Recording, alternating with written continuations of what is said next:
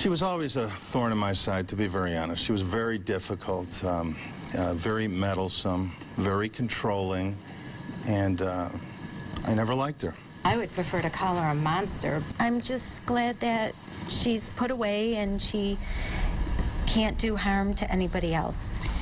As you've witnessed, the parents of a West Bloomfield teenager who was shot to death by his own grandmother are pleased with her second-degree murder conviction, but family dynamics did play a role here. Jonathan Hoffman was left to live with his elderly grandparents to finish his senior year in high school, while his divorced parents were in Arizona. Now, according to a 2000 census report, 42% of grandparents were caring for grandchildren younger than 18. That's 2.4 million, 39% for 5 years or more. Now, joining us now live in our studio is Dr. Sandra Layne, a family psychologist. Thank you so much for coming in tonight to talk to us. Thank you, Carol. So first, what's your reaction to the response of the parents to this guilty verdict? I am sure that they are having mixed emotions of all kinds. Most of all, though, there's got to be a little guilt in there.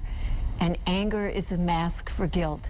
So they're very angry. They're angry at her, and I'm afraid they might be angry at themselves. How do you choose to leave your child with a grandparent if you have these feelings, if you're feeling angry?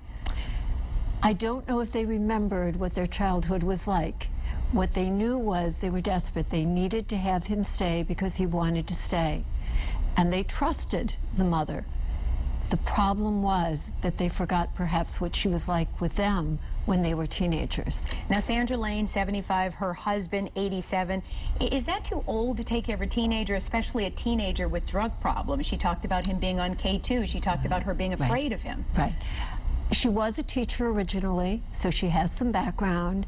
I don't know if it's too old, but the question is, was she the right one to have a teenage boy? And if she was frightened of him, again, she may have overreacted.